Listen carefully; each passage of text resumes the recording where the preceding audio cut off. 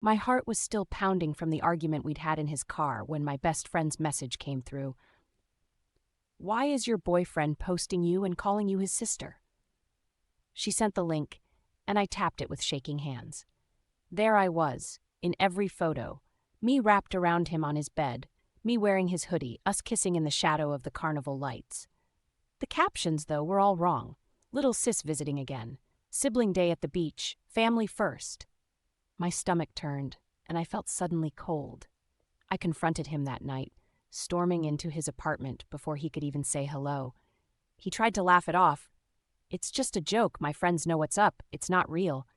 But the account was public, and there were comments from girls I'd never met. "Ah, so cute. Your sister is gorgeous. And you two look alike." He looked scared for the first time when I asked him why he'd go so far to hide us behind a lie. That's when he confessed, voice cracking, that his ex still stalks him online, and he didn't want her to know he'd moved on. But that didn't explain the private DMs I saw popping up while we argued, the way he flinched when my phone buzzed, or the lipstick stains on his shirt that weren't my shade. He swore up and down he wasn't cheating, that he was just trying to keep the peace. But every word sounded thinner than the last. I started noticing patterns.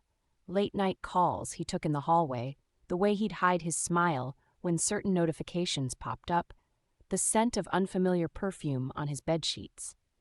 The twist came when I decided to message one of the girls, who commented. She replied instantly, "Wait, you're his sister? He told me he was single, but that you lived with him because your parents died." My entire world crashed in that moment. I realized I wasn't just a secret. I was a prop in a web of lies he spun for every girl he wanted to impress. The real betrayal wasn't even the cheating or the sneaking around. It was that I'd let myself believe I was special, when to him I was just another story he'd made up to get what he wanted.